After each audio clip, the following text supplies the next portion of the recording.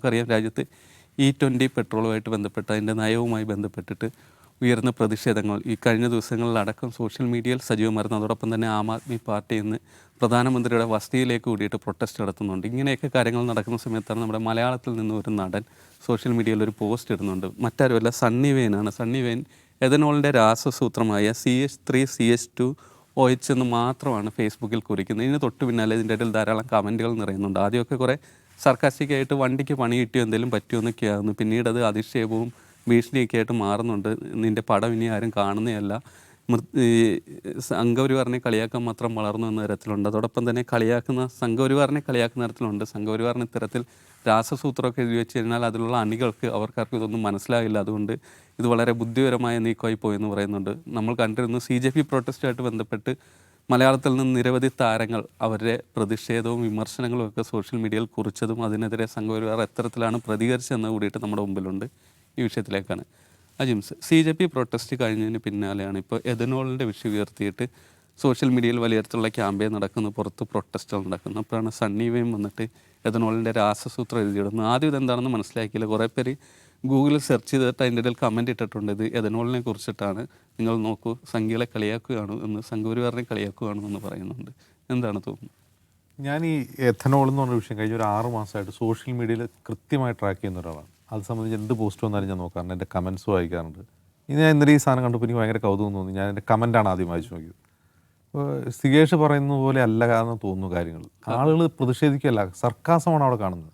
അപ്പോൾ അതിൽ കണ്ട ഒരു പ്രധാനപ്പെട്ട കമൻറ്റ്, കണ്ട തുണ്ടുപടത്തിലൊക്കെ അഭിനയിച്ചുകൊണ്ട് നടന്നവൻ മോദിജിയെ വിമർശിക്കാൻ വന്നിരിക്കുന്നു എന്നാണ്. അതായത് സണ്ണി വെയിനെ സണ്ണി ലിയോണായി കാണിച്ചുകൊണ്ടാണ്. അതിനാണ് ഏറ്റവും കൂടുതൽ ലൈക്ക് കിട്ടിയിട്ടുള്ള കമൻറ്റ്. അപ്പോൾ യഥാർത്ഥത്തിൽ ആളുകൾ സർക്കാസ്റ്റിക് ആയിട്ടാണെന്ന് പറയുന്നത് എനിക്ക് തോന്നിയാൽ. ഈ സംഖ്യകൾക്ക് ഫോർമുല മനസ്സിലാവില്ല എന്ന് കരുതി ഞങ്ങളെ പറ്റിക്കാൻ നോക്കുന്നോടാ അങ്ങനത്തുള്ള വളരെ സർക്കാസ്റ്റിക് ആയിട്ടുള്ള കമൻസാണ് അതിൽ കൂടുതലുള്ളത്. അപ്പോൾ സണ്ണി വെയിൻ ആ ചെയ്യുന്നത് യഥാർത്ഥത്തിൽ അദ്ദേഹം ഒരു ഭയങ്കര ബൈക്ക് പ്രേമിയും വണ്ടി പ്രേമിയും ആയിട്ടുള്ള ഒരാളാണ് സണ്ണി വെയിൻ. അതുകൊണ്ട് വണ്ടി പ്രേമികളായ ആൾക്കാർക്ക് ഈ പറയുന്ന എഥനോളൊരു പ്രശ്നം തന്നെയാണ്. ഇനി ദുൽഖർ സൽമാൻ അങ്ങനെ ചെയ്യുമെന്നുള്ളതാണ്. ദുൽഖർ സൽമാൻ ഒരു വണ്ടി പ്രേമിയാണ്. അദ്ദേഹം എന്തെങ്കിലും കമൻറ്റ് ചെയ്യുമെന്ന് നമുക്ക് നോക്കാം. ഇപ്പോൾ ഞാൻ കാണുന്നത് അവിടെയല്ല. ഇപ്പോൾ സണ്ണി വെയിനെ പോലെയോ അല്ലെങ്കിൽ ദുൽഖർ സൽമാനെ പോലെയുള്ള സ്റ്റാറുകൾ ഇതിനെപ്പറ്റി പ്രതികരിക്കുക എന്നുള്ളതല്ല. ഇതിൽ വരുന്ന സോഷ്യൽ മീഡിയയിൽ വരുന്ന എഥനോളിനെതിരായ പ്രൊട്ടസ്റ്റിൽ ബഹുഭൂരിഭാഗവും BJP സപ്പോർട്ടേഴ്സിൻ്റെയാണ്. അതായത് RSS പ്രവർത്തകർ മുതൽ BJPക്ക് വോട്ട് ചെയ്യുന്ന ആളുകൾ മുതൽ BJP വക്താക്കൾ മുതൽ BJPയുടെ പ്രധാനപ്പെട്ട പ്രാദേശിക നേതാക്കളൊക്കെ ഈ പറയുന്ന എഥനോൾ അടിച്ചേൽപ്പിച്ചതിനെതിരായി സാമൂഹ്യ മാധ്യമങ്ങളിൽ കൃത്യമായി പ്രതികരിക്കുന്നുണ്ട്. ഇപ്പോൾ ഏറ്റവും ഒടുവിൽ നടന്ന സമരം, കഴിഞ്ഞ 1-ാം തീയതി നടന്ന സമരം തഹസീൻ പൂനാവലയുടെ കീഴിലാണ്. തഹസീൻ പൂനാവല നമുക്കറിയാം ഷഹസാദ് പൂനാവലയുടെ അനിയനാണ്. BJP മോദി ആരാധകനാണ്. വക്താവ് ഷഹസാദാണ്. അപ്പോൾ അവരൊക്കെ എന്ത് ചെയ്യുന്നു? അവരൊക്കെ തെരുവിലിറങ്ങി സമരം ചെയ്യുന്നു. അപ്പോൾ ഈ തഹസീൻ പൂനാവലോടൊപ്പം സമരം ചെയ്ത ആളുകളിൽ BJPക്കാരുണ്ട്, RSകാരുണ്ട്, എല്ലാവരും ഉണ്ട്. അപ്പോൾ സംഘപരിവാർ വോട്ട് ബാങ്കിൽ നിന്ന് തന്നെ ആളുകൾ എന്ത് ചെയ്യുന്നു? ഈ E20 പെട്രോളിനെതിരെ പ്രതിഷേധിക്കുന്നു. അവർ ചിലപ്പോൾ ഈ പറയുന്ന നീറ്റ് ലീക്കിനെതിരെ പ്രതിഷേധിച്ചിട്ടുണ്ടാവില്ല, പക്ഷേ ഇതിൽ പ്രതിഷേധിക്കുന്നുണ്ട്. അപ്പോൾ ഇതാദ്യം ഈ E20 പെട്രോളിനെ സംബന്ധിച്ചുള്ള ഡിസ്കഷൻ ആദ്യം തുടങ്ങുന്നത് ഒരു അർബൻ മിഡിൽ ക്ലാസ്സിൽ നിന്നാണ്. കാറിന് പ്രശ്നം വരുന്നു, കാറിൻ്റെ ഇത് കുറയുന്നു, മൈലേജ് കുറയുന്നു എന്നുള്ള രീതിയിൽ എക്സിലും മറ്റുമൊക്കെ ആയിട്ടൊരു അർബൻ മിഡിൽ ക്ലാസ്സിൻ്റെ ഡിസ്കഷനാണ് വന്നതെങ്കിൽ ഇപ്പോൾ വരുന്ന അതല്ല. ഇപ്പോൾ വരുന്ന റീലുകൾ ശ്രദ്ധിക്കുക. ബൈക്ക് ഓടിക്കുന്ന ആൾക്കാരാണ്. ബൈക്ക് ഓടിക്കുന്ന ആളെന്ന് പറഞ്ഞാൽ ഇന്ത്യയിലെ ഗ്രാമങ്ങളിലുള്ള മനുഷ്യരാണ്. അവരിലേക്ക് ഈ സാധനം എത്തിയിരിക്കുന്നു. അതാണ് ഏറ്റവും പ്രധാനപ്പെട്ട പ്രശ്നം. മുമ്പ് E20 ഇത് ഇൻഡക്റ്റ് ചെയ്ത് കഴിഞ്ഞ ഉടനെ തന്നെ ഇതിനെക്കുറിച്ചുള്ള വിവാദങ്ങളുണ്ട്. നമ്മൾ തന്നെ വീഡിയോ ഒക്കെ ചെയ്തിട്ടുണ്ടായിരുന്നു. പക്ഷേ അത് ആദ്യം ഡിസ്കഷൻ വരുന്നത് ഈ പറയുന്ന നഗരകേന്ദ്രീകൃത പ്രദേശങ്ങളാണെങ്കിൽ ഇന്ന് നിങ്ങൾ ഇൻസ്റ്റയിൽ വരുന്ന റീലുകൾ നോക്കുക. UPയിലെയും ബീഹാറിലെയും മധ്യപ്രദേശിലെയും ഒക്കെ ഗ്രാമങ്ങളിൽ നിന്നുള്ള മനുഷ്യരാണ് E20യെ വിമർശിച്ചുകൊണ്ടുള്ള റീലുകൾ ചെയ്യുന്നത്. അതിനർത്ഥം ഈ സാധനം ഇൻഫിൽട്രേറ്റ് ചെയ്തുകൊണ്ടിരിക്കുകയാണ് ഇന്ത്യൻ ഗ്രാമങ്ങളിലേക്ക്. അത് യഥാർത്ഥത്തിൽ BJPയെ ഭയപ്പെടുന്നുണ്ട്. E20 വിഷയം നീറ്റ് ലീക്കല്ല യഥാർത്ഥത്തിൽ BJP നേരിടാവുന്ന പ്രധാനപ്പെട്ട പ്രശ്നം E20 ആയിരിക്കും എന്നുള്ളതാണ് കാണേണ്ടത്. കാരണം അത്രയധികം അടിത്തട്ടിലേക്ക് ആ പ്രതിഷേധം വ്യാപിക്കുകയാണ്. പക്ഷേ ഈ അടിത്തട്ടിലേക്ക് വ്യാപിക്കുമ്പോൾ ഉണ്ടാകുന്ന വേറൊരു കുഴപ്പം എന്ന് പറഞ്ഞാൽ ആ ആളുകളെ ആര് മൊബൈലൈസ് ചെയ്യുന്നുള്ളൊരു ചോദ്യമുണ്ട്. ആളുകൾ പ്രതികരിക്കുന്നുണ്ട്. ആളുകൾ എങ്ങനെ പ്രതികരിക്കുന്നു? റീലുണ്ടാക്കി പ്രതികരിക്കുന്നു, മോദിയെയും ഗഡ്കരിയെയും ചീത്ത വിളിച്ചുകൊണ്ട് പ്രതികരിക്കുന്നു. റീലുകളിൽ നമ്മൾ കാണുന്ന ഇപ്പോൾ ക്രിയേറ്റ് ചെയ്യുന്ന റീലുകളല്ലാത്ത റിയൽ റീലുകളുണ്ടല്ലോ, അത് ശരിക്കും ആളുകൾ വന്ന് രോഷാവുലായിട്ട് പ്രതികരിക്കുന്ന ആളുകൾ, ആ ആളുകളെ നോക്കിയാൽ മതി. എല്ലാം കയ്യിൽ ചരട് കിട്ടിയ കുറിയൊട്ടിയ ആളുകളാണ്. അതായത് BJPക്ക് വോട്ട് ചെയ്യുന്ന ആളെന്ന് ഒറ്റ നോട്ടത്തിൽ നമുക്ക് മനസ്സിലാവുന്ന ആളുകളാണ് വന്നിട്ട് ഗഡ്കരിയും മോദിയും തെറി വിളിക്കുന്നത്. അപ്പോൾ ഇതിൻ്റെ ട്രാക്ഷൻ വലുതായിക്കൊണ്ടിരിക്കുകയാണ്. ഇത് രാജ്യത്തെ പ്രധാന പ്രതിപക്ഷമായ കോൺഗ്രസിന് എത്രമാത്രം മനസ്സിലായിട്ടുണ്ടെന്ന് എനിക്കറിയില്ല. അതിൽ പ്രതികരിച്ച നേതാക്കളൊക്കെ ഉണ്ട് കേട്ടോ കോൺഗ്രസ്. ഇപ്പോൾ ജയറാം രമേശ്, പവൻ ഖേഡ, ഇവരൊക്കെ, പ്രിയങ്ക് ഖാർഗെ, ഇവരൊക്കെ പ്രതികരിച്ചിട്ടുണ്ട്. പക്ഷേ രാഹുൽജി മിണ്ടുന്നില്ല. രാഹുൽ ഗാന്ധി ഇത് ഈ വിഷയം ഏറ്റെടുക്കുന്നില്ല. പ്രിയങ്ക ഗാന്ധി മിണ്ടുന്നില്ല. അതൊരു ദുരൂഹമാണ്. അപ്പോൾ നിതിൻ ഗഡ്കരിയുടെ വീട്ടിലേക്ക് അവിടുത്തെ മഹാരാഷ്ട്ര യൂത്ത് കോൺഗ്രസ് മാർച്ച് നടത്തിയിരുന്നു ഈ വിഷയത്തിൽ.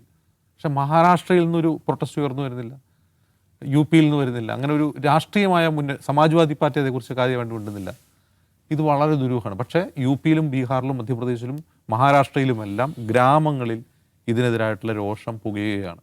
കാരണം ബൈക്കിന് പെട്രോൾ അടിച്ചു കഴിഞ്ഞാൽ മൈലേജ് കിട്ടുന്നില്ല, ബൈക്ക് അടക്കി വെച്ച് നിന്നു. ബൈക്കിനാണ് ഇത് ഏറ്റവും കൂടുതൽ ബാധിക്കുക കാറിനേക്കാൾ. കാരണം അതിൻ്റെ എന്താ പറയുക, ഇഞ്ചക്ഷൻ പ്രശ്നം വരുന്നത്, ഇടയ്ക്ക് മിസ്സിങ് വരുന്നത്, വണ്ടി നിന്നു എന്നൊക്കെ ഇരുചക്ര വാഹനങ്ങൾക്കാണ്. ഇത് സാധാരണ ജനങ്ങളെ ഏറ്റവും അധികം ബാധിക്കുന്ന ഒരു വിഷയമായി മാറിയിട്ടും അത് പൊളിറ്റിക്കലി മൊബിലൈസ് ചെയ്യാൻ കഴിയുന്നില്ല. അതിനിപ്പോൾ ശ്രമിക്കുന്ന അരവിന്ദ് കെജ്രിവാളാണ്. ഇന്ന് അദ്ദേഹം പ്രധാനമന്ത്രിയുടെ ഓഫീസിലേക്ക് നടത്തി അദ്ദേഹം കഴിഞ്ഞ ഞായറാഴ്ച മറ്റോ ഒരു യോഗം വിളിക്കുകയും ഓൺലൈൻ മീറ്റിംഗ് വിളിച്ചു E20 പ്രതീക്ഷിക്കാൻ. പിന്നീട് ഓൺലൈനിൽ പരാതികൾ സ്വീകരിക്കുക. ആ പരാതികൾ ചുമന്നുകൊണ്ടാണ് പ്രധാനമന്ത്രിയുടെ ഓഫീസ് വസതിയിലേക്ക് മാർച്ച് നടത്തിയത്. അപ്പോൾ അരവിന്ദ് കെജ്രിവാൾ അതിന് ശ്രമിക്കുന്നത്. അരവിന്ദ് കെജ്രിവാൾ ശ്രമിക്കാൻ കാരണം തന്നെ ഇതാണ് BJPയുടെ വാട്ടർലൂ എന്ന് അദ്ദേഹത്തിന് മനസ്സിലാവുന്നതുകൊണ്ടാണ്. പക്ഷേ അത് കോൺഗ്രസിന് എത്രമാത്രം മനസ്സിലായിട്ടുണ്ട്, എത്രമാത്രം ടേക്കപ്പ് ചെയ്തിട്ടുണ്ട് എന്ന കാര്യത്തിൽ എനിക്ക് സംശയമാണ്. അത് ദുരൂഹവുമാണ്. എന്തുകൊണ്ടാണ് മൗനം? കാരണം എനിക്ക് തോന്നുന്നത് അവരുടെ ഒരു BJPയുടെ ഒരു വാട്ടർ ഷെഡിങ് മൊമെൻ്റാണ് E20 എന്ന് അരവിന്ദ് കെജ്രിവാളിന് മനസ്സിലായിട്ടുണ്ട്. നമ്മൾ ഈ സോഷ്യൽ മീഡിയ പരതുന്ന നമുക്കൊക്കെ മനസ്സിലാവും, BJPയെ സംബന്ധിച്ച് രാമക്ഷേത്രത്തേക്കാൾ, നീറ്റ് പരീക്ഷാ ചോർച്ചയേക്കാൾ അവർക്ക് വരുന്ന തെരഞ്ഞെടുപ്പുകളിൽ, UP തെരഞ്ഞെടുപ്പിലായാലും അടുത്ത തെരഞ്ഞെടുപ്പിലായാലും ഏറ്റവും കൂടുതൽ ജനരോഷം നേരിടാൻ പോകുന്നത് ഈ പറയുന്ന E20യിലാണ്. പക്ഷെ അത് എന്തുകൊണ്ട് പൊളിറ്റിക്കലി മൊബിലൈസ് ചെയ്യപ്പെടുന്നില്ല എന്നുള്ള ഒരു അത്ഭുതം എനിക്കുണ്ട്. പിന്നെ മറ്റൊരു കാര്യം, ഇന്നലെ നടന്നിട്ടുള്ള ഉപതെരഞ്ഞെടുപ്പുകളിലെ ഒരു റിസൾട്ട് ഉണ്ടല്ലോ. ഇപ്പോൾ പ്രശാന്ത് കിഷോറിൻ്റെ വിജയം, മധ്യപ്രദേശിൽ ദാത്തിയ സീറ്റിൽ കോൺഗ്രസ് നേടിയത്. അപ്പോൾ അതേക്കുറിച്ച് ഇന്ന് അഖിലേഷ് യാദവ് പറയുന്നൊരു കാര്യമുണ്ട്. അഖിലേഷ് യാദവ് പറയുന്നത്, നിങ്ങൾ വിചാരിക്കുന്നുണ്ടോ അത് BJP തോറ്റതാണെന്ന്? BJP അത് തോറ്റതല്ല. പ്രത്യേകിച്ചും പ്രശാന്ത് കിഷോറിൻ്റെ വിജയം പോലും അദ്ദേഹം ഒരു തോൽവിയായിട്ടല്ല പറയുന്നത്. അത് BJP ടെസ്റ്റ് ചെയ്തതാണ് എന്നാണ് പറയുന്നത്. ടെസ്റ്റിംഗ് ദ വാട്ടർ എന്ന് പറയുന്ന പോലെ അവർ ടെസ്റ്റ് ചെയ്ത് നോക്കിയാണ്, ജനരോഷം എങ്ങനെയുണ്ടെന്നുള്ളത് അവർ നോക്കിയതാണ്. അദ്ദേഹം പറയുന്നത്, UP കഴിഞ്ഞ യോഗി സർക്കാരിന് ശേഷം എത്ര ഉപതെരഞ്ഞെടുപ്പുകൾ നടന്നു? നിങ്ങൾ ഈ കോൺസ്റ്റിറ്റ്യുവൻസിയുടെ ബങ്കിപ്പൂരിൽ നിങ്ങളൊരു പോലീസുകാരനെ കണ്ടോ എന്നാണ് ചോദിക്കുന്നത്. ഇപ്പോൾ രാംപൂർ ബൈ ഇലക്ഷനിൽ പോലീസ് ബന്ദോബസ്തിലാണ് ഇലക്ഷൻ നടന്നത്. വോട്ടർമാർ പോകുമ്പോൾ എല്ലാവരും ID മേടിച്ച് തിരിച്ചയക്കുകയോ ഒക്കെ ചെയ്തിരുന്നു. നിങ്ങൾ ഒരു പോലീസുകാരൻ നിങ്ങൾ ബങ്കിപ്പൂരിൽ കണ്ടോ? എവിടെയെങ്കിലും പോലീസ് സ്ഥാനങ്ങൾ കണ്ടോ? വോട്ടർമാരെ തടഞ്ഞു നിർത്തുന്നത് കണ്ടോ? അവർ ID കാർഡ് ചോദിക്കുന്നത് കണ്ടോ? ഒന്നും കണ്ടില്ലല്ലോ. അവിടെ ഫ്രീ ആൻഡ് ഫെയർ ഇലക്ഷൻ നടക്കാൻ BJP അനുവദിക്കുകയായിരുന്നു. അതവർ ടെസ്റ്റ് ചെയ്തതാണ്. അവർക്കത് മനസ്സിലായിട്ടുണ്ട്. എന്താണ് UP ചിന്തിക്കുന്നതെന്ന് ബങ്കിപ്പൂരിൽ നിന്ന് അവർക്ക് മനസ്സിലായി. അത് മനസ്സിലാക്കാനുള്ള കാരണം 30-32 വർഷമായിട്ട് തുടർച്ചയായി BJP ജയിച്ചു വരുന്നൊരു മണ്ഡലമാണത്. നിതിൻ നബീൻ്റെ മണ്ഡലം, BJP ദേശീയ അധ്യക്ഷൻ്റെ മണ്ഡലം, 70% വോട്ട് നേടി BJP ജയിക്കുന്ന മണ്ഡലം. ചുമ്മാ ജയിക്കുകയല്ല, 70% വോട്ടാണ് നേടുക. 70% ഒരു കോൺസ്റ്റിറ്റ്യുവൻസിൽ വോട്ട് നേടുക എന്ന് പറഞ്ഞാൽ അവിടെ എന്തുമാത്രം വലിയ പിന്തുണയായിരിക്കും ആ പാർട്ടി ഉണ്ടാവുക. അവിടെ പ്രശാന്ത് കിഷോർ ജയിക്കണമെങ്കിൽ ഒന്നാലോചിച്ച് നോക്കുക. അതായത് ആരെ വോട്ട് ചെയ്യുന്നതാണ് അത്? BJPക്ക് നിരന്തരം വോട്ട് ചെയ്യുന്ന 70%-ലധികം വോട്ടർമാരുള്ള ഒരു മണ്ഡലത്തിൽ അവർ മാറ്റി ചിന്തിക്കുന്നത് എങ്ങോട്ടാണ്? RJDക്ക് വോട്ട് ചെയ്യണമെന്നല്ല, ഇന്ത്യ സഖ്യത്തിന് വോട്ട് ചെയ്യണമെന്നല്ല അവർ ചിന്തിക്കുന്നത്. വേണ്ട, BJPയെ തോപ്പിക്കണം എന്നാണ് അവർ തീരുമാനിച്ചത്. പ്രശാന്ത് കിഷോർ എങ്കിൽ പ്രശാന്ത് കിഷോർ. അപ്പോൾ അവരത് മനസ്സിലാക്കുന്നുണ്ട്. BJPക്ക് അത് മനസ്സിലായിട്ടുണ്ട് എന്താണ് രാജ്യം ചിന്തിക്കുന്നത് എന്നുള്ളത്. പക്ഷെ എന്നിട്ടും കോൺഗ്രസിന് എന്തുകൊണ്ട് മനസ്സിലാവുന്നില്ല എന്നതാണ് ദുഃഖം. യെസ് ദാസാഹിബ്, ഇപ്പോൾ ഈ CJP പ്രൊട്ടസ്റ്റ് കൊടുത്തൊരു ധൈര്യം ചെറുതല്ലാന്ന് തോന്നുന്നു. കാരണം ഇത്തരത്തിൽ ഒരു സെക്കൻഡ് ലെയറിൽ നിൽക്കുന്ന താരങ്ങളാണ് സണ്ണി വെയിനൊക്കെ. അവരൊക്കെ പോലും വന്നിട്ട് ഒട്ടും പേടിയില്ലാതെ ഇതിനെ ഒന്ന് സർക്കാസ്റ്റിക്കായിട്ട് കളിയാക്കുന്ന രീതിയിൽ കുറിച്ചിടുന്നു. CJP പ്രൊട്ടസ്റ്റിൽ വിസ്മയ്ക്കൊക്കെ എതിരെ നടന്ന സൈബർ അറ്റാക്കുകൾ നമ്മുടെ മുമ്പിലുണ്ട്. എന്നാലും പക്ഷേ അതോടൊപ്പം തന്നെ ഇതൊരു മധ്യവർഗത്തിൻ്റെ ആശങ്ക മാത്രമായില്ല. ഇപ്പോൾ CJP ആണെങ്കിലും E20 ആണെങ്കിലും അതിൻ്റെ അകത്ത് ഉയരുന്ന പ്രസ്താവനകൾ കൂടിയിട്ട് ഇവർക്ക് ധൈര്യം കൊടുക്കുന്നതിനോടൊപ്പം തന്നെ ഇതിപ്പോൾ ഈ സണ്ണി വെയിൻ്റെ ഇതുണ്ടല്ലോ, ഈ കൊമൻ്റ് എന്താണ്, CH2 CH3+CH ഈ CH എന്ന് പറഞ്ഞാൽ ചാണകമാണ്, ചാണകത്തെ കളിയാക്കിയതാണ് എന്ന് പറഞ്ഞിട്ടുള്ള ചില കമൻറ്റുകൾ കണ്ട്. അജിംസ് പറഞ്ഞ പോലെ ഈ സണ്ണി വെയിന് വന്നിട്ടുള്ള റെസ്പോൺസുകളിലും മഹാഭൂരിപക്ഷം അദ്ദേഹത്തെ അനുകൂലിച്ചുകൊണ്ടാണ്. ഈ നിൻ്റെ സിനിമ എനിക്ക് ഓടത്തില്ല കേട്ടോ, ആ മട്ടിലുള്ള ഭീഷണികൾക്കൊന്നും വലിയ ഇതില്ല. അതിൻ്റെ അതിൻ്റെ ഒരു കാലം കഴിഞ്ഞു. അത് സികേഷ് പറഞ്ഞ പോലെ ഇവർക്കൊക്കെ ഈ CJP പ്രൊട്ടസ്റ്റിൻ്റെ ഏറ്റവും പ്രധാനപ്പെട്ടൊരു ബെനിഫിറ്റ് എന്ന് പറയുന്നത് അതാണ്. ആളുകൾക്ക് സംസാരിക്കാനുള്ളൊരു ഓപ്പണിങ് കിട്ടി. ധൈര്യം എന്നുള്ളതിനേക്കാളൊരു സംസാരിക്കാൻ പറ്റും, ഒരു തുറവിയുണ്ട് എന്നുള്ളൊരു സംഗതി കാണിച്ചു കൊടുത്തുകൊണ്ടാണ് CJP പ്രൊട്ടസ്റ്റിൻ്റെ. അതുകൊണ്ടാണ് ഈ സിനിമാ നടന്മാരൊക്കെ ഈ വിഷയത്തിൽ ഇടപെടുന്നത്. അപ്പോൾ ഇത് വളരെ പ്രധാനമാണ്. ആളുകൾ ഡയറക്റ്റ് ഹിറ്റ് ചെയ്യുന്നൊരു പ്രശ്നമാണ്. ഭയങ്കര സൈദ്ധാന്തികമായിട്ട് വിശദീകരിക്കേണ്ട കാര്യമൊന്നുമില്ല. വാഹനം ഉപയോഗിക്കുന്ന ആർക്കും മനസ്സിലാവുന്ന, ആർക്കും മനസ്സിലാക്കി കൊടുക്കാവുന്ന കാര്യമാണ്. എങ്ങനെ അതിലൊരു ലളിതമായുള്ളൊരു മാത്മാറ്റിക്സ് ഉണ്ടല്ലോ. ഇവർ 80% 1 ലിറ്റർ പെട്രോൾ നമ്മൾ മേടിക്കും, അതിൽ 80% പെട്രോൾ ഉള്ളൂ, 800 മില്ലി പെട്രോൾ ഉള്ളൂ. ബാക്കി പക്ഷെ അവർ നികുതി മേടിക്കുന്നത് എന്തിനാ? 1 ലിറ്ററിനല്ലേ. അത് ഭയങ്കര ഇൻജസ്റ്റിസ് അല്ലേ അതിനകത്ത്. വളരെ സിമ്പിളായിട്ടുള്ളൊരു സംഗതിയല്ലേ ഇത്. അപ്പോൾ ഇങ്ങനെ ഓക്കെ, എത്തനോളിന് കുഴപ്പമൊന്നുമില്ല, വണ്ടിക്ക് കുഴപ്പമൊന്നുമില്ല, സമ്മതിച്ച്. പക്ഷെ നിങ്ങളെന്തിനാ ഇത്രയും നികുതി മേടിക്കുന്നത് എന്തിനാന്നുള്ള ചോദ്യം അവിടെ ഉണ്ടല്ലോ. അപ്പോൾ അതുകൊണ്ട് ജനങ്ങളെ ബോധ്യപ്പെടുത്താൻ BJPക്കുള്ള സർക്കാരിന് ഒരു നിലക്കും വിഷയത്തിൽ പറ്റില്ല. അപ്പോൾ അത് സ്വാഭാവികമായിട്ടും ഇത് ജനങ്ങളെ നേരിട്ട് ബാധിക്കുന്ന പ്രശ്നമായതുകൊണ്ട് ഞാൻ കഴിഞ്ഞ ദിവസമൊക്കെ നമ്മൾ പറഞ്ഞാണ്, വളരെ ഇന്ത്യയിലെ ഈ ജനങ്ങളെ സംഘടിപ്പിക്കാൻ പൊളിറ്റിക്കൽ മൊബിലൈസേഷൻ ആഗ്രഹിക്കുന്ന ആരെ സംബന്ധിച്ചും വളരെ പ്രധാനപ്പെട്ട ഒരു വിഷയമാണ്. അത് കെജ്രിവാൾ മനസ്സിലാക്കിയിട്ടുണ്ടെന്നുള്ളതാണ്. കെജ്രിവാൾ മനസ്സിലാക്കുന്ന അയാൾ സമയത്ത് ആ വിഷയം പിക്ക് ചെയ്യുന്നു, ഒരു സ്ട്രീറ്റ് പ്രൊട്ടസ്റ്റിലേക്ക് പോകുന്നു. അപ്പോൾ ഈ CJPയുടെ പ്രൊട്ടസ്റ്റ്, അതേപോലെ ഈ ഉപതെരഞ്ഞെടുപ്പിലെ പരാജയം, ഇതൊക്കെ കൂടി ഇതിനെ മാനേജ് ചെയ്യാൻ വേണ്ടിയിട്ട് സർക്കാർ ശ്രമിക്കുന്നത് എന്താണെന്ന് വെച്ചാൽ, ഇപ്പോൾ ഇന്നലെ പിന്നെ ഇവിടെ ആന്ധ്രാപ്രദേശിൽ ഒരു എയർപോർട്ടിൻ്റെ ഉദ്ഘാടനം ഉണ്ടായിരുന്നു. അവിടുത്തെ പുതിയൊരു എയർപോർട്ടിൻ്റെ ഉദ്ഘാടനം. അതിൻ്റെ സദസ്സ് ശ്രദ്ധിച്ചോ? ധാരാളം ചെറുപ്പക്കാരുണ്ട്. എന്നുവെച്ചാൽ കൃത്യം അതൊരു കോറിയോഗ്രാഫ്ഡ് ഇവൻ്റാണ്, നമുക്ക് ശരിക്കും മനസ്സിലാവും. അദ്ദേഹത്തിൻ്റെ നരേന്ദ്രമോദിയുടെ വരവും സംസാരവും ചെറുപ്പക്കാർ ഞങ്ങളെ കൈവിട്ടിട്ടില്ല എന്നൊരു മെസ്സേജ് കൊടുക്കാൻ വേണ്ടിയിട്ട് ആ ഇവൻറ്റിനെ ആ നിലയിലേക്ക് മാറ്റിയെടുക്കുകയാണ് ചെയ്തത്. അല്ല, അത് കഴിഞ്ഞിട്ട് അതാണ് തമാശ.